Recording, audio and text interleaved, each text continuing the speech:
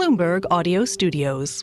Podcasts, radio, news. Joining us now is Reza Pahlavi, the son of the last Shah of Iran. Reza, thank you so much for being with us. I want to start with a question. Are you in active discussions in any way to return to Iran in a leadership role if there is some sort of regime change in Iran?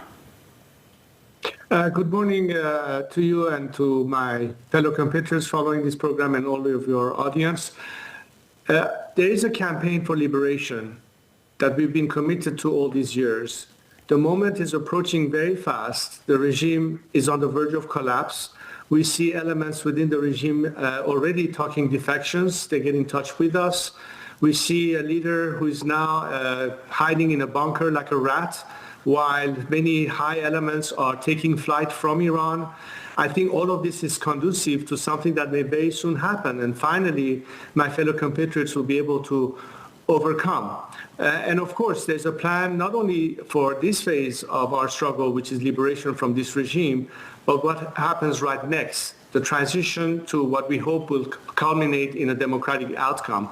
I have stepped in to lead this campaign at the behest of my compatriots.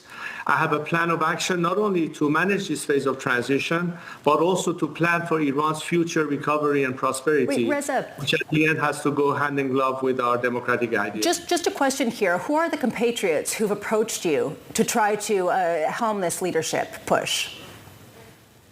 Well, I think that you have people who have vested interest in preserving this regime because their whole survival depends on this regime all this time. Whereas the millions of my compatriots who were the first victim of this regime have paid all these 4 decades a very heavy price. We have seen many campaigns that people protested. The latest one was 2 years ago, the Women Life Freedom Movement.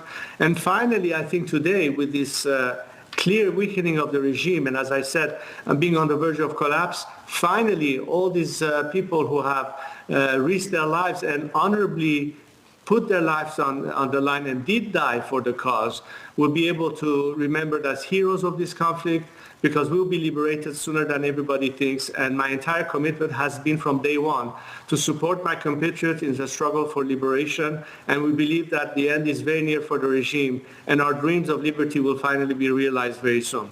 Reza, on the ground, what we've seen in Iran is those in Tehran, for example, trying to evacuate. Israel saying more recently that they would look at targeting places there. You've seen fear, you've seen strikes, and you've seen death. How complicated and how difficult is it to ask a populist to rise up and rally behind you when they're the very same ones that are under threat right now? Look, I think many of my compatriots are smart enough to understand that if until now, and in fact many of your colleagues in the media have always asked me, how do you fight a regime that is so repressive, that is so ruthless, that executes, that threatens dissidents or activists at home? To which I said, well, obviously the playing field has to be more equalized. This is a case where for the first time in 40 years, we see this regime being declawed, literally declawed.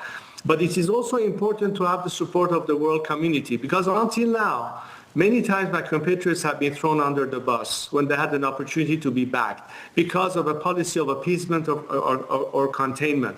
I think now the situation for the first time exists for the world to realize that it is no avail to expect this regime to change its attitude and behavior.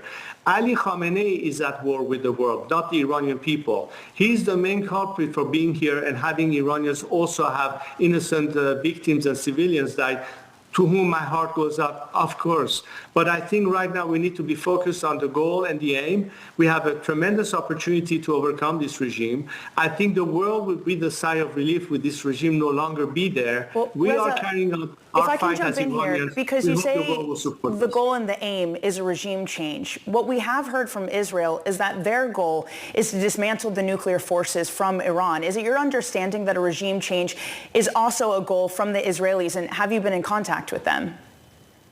I'm not asking any foreign governments to state a policy of regime change, although I think many of them do believe that ultimately that would be the best formula to get rid of so many problems at the same time, and not just the nuclear threat as a result of this regime track record of behavior in the region and beyond, fomenting terrorism, supporting their proxies like Hezbollah or Hamas in the region and so on.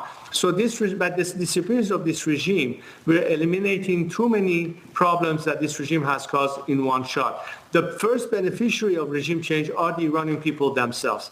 But we believe that our immediate neighborhood, the region, whether it is the Israelis, our Arab neighbors, and beyond that, the rest of the free world will understand that the Iranian people who, unlike this regime, want to be part of the civilized world, with the same values and principles of liberty and freedom and human rights, unlike this regime, would be certainly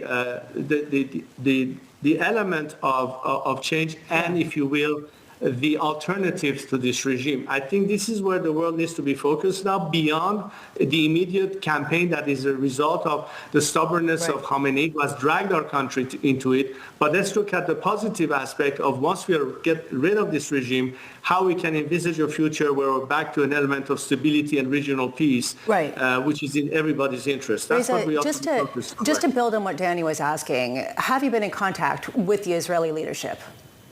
We are reaching out to everyone, including the Israeli side, to understand where it is that we stand, what is the expectation of the Iranian people in terms of world support. I think it's pretty much the same thing that many struggling nations under totalitarian regime were looking at any country that understand that they have to stand with the people of a country that is trying to liberate itself. And again, whether it's the Israeli government or the American government or any other government for that matter, the question is, whose side are you going to stand with today? The Iranian people, or continue to insist negotiating with a regime that is on the verge of collapse? There's also a question of what this new leadership looks like. Reza, are you talking about reestablishing the monarchy when that was controversial and it might not have full support from all parties, particularly the more religious elements of the Iranian society? Well, I have never advocated for one form of a regime or another. What I did and have advocated, and in fact is part of my transition plan, is a process that is totally democratic. That means that the Iranian people have to have the ability to ponder upon whatever a constitutional assembly will propose as a constitutional formula. A future constitution, the form that the regime can take, what it will mean. And unlike 1979, when people had no clue or idea what an Islamic republic means, and by the time they figured it out, it was too late, this time in full transparency, they'll have the option to look at what's the best model that fits them and let the ballot box decide in majority what the Iranian people will opt for. Will it be a republic? Will it be a constitutional monarchy? Or whatever it is. My objective is not to stand here as the result of that. And my responsibility right now, my only focus is to see this process through so we can ensure that ultimately we replace this dictatorship with a democratic, and let me underline, a secular democracy, where there's a clear separation of religion from state as a prerequisite. To that point, past attempts to engineer regime shifts in the Middle East haven't often ended in liberal pro-Western governments. There are examples, many out there, Libya, Syria, Yemen, Somalia, all ending in things that look like fragmentation or current armed forces having the most power and being the ones that emerge in the chaos of a regime shift. What do you suggest that it is different this time?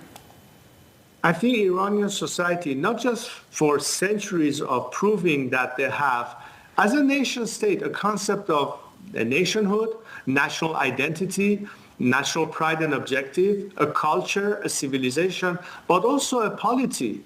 And a generation today, very shrewd and very clever by knowing what it is that will be in their interest. They see the world and how it has evolved. They have seen a successful campaign of liberation. They understand the key elements that sustains and preserves democratic order. And I believe today's Gen Z in Iran is more than ever equipped to understand not only the needs, but how and what it will take to implement that. Look, it's a collective project.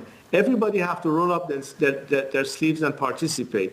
The premise remains the same in the principles of liberty and human rights. But if each member of society is committed to see through it and actively engage in that process, that's where we can guarantee that it's going to be actually a result that would be positive. I have absolute faith and confidence in my compatriots and their wisdom and their know-how and their knowledge. They do need guidance, of course. They do need support, of course. They do need some level of leadership, of course. But at the end, they are the elements and instruments of change. And we are working together very closely to see that through.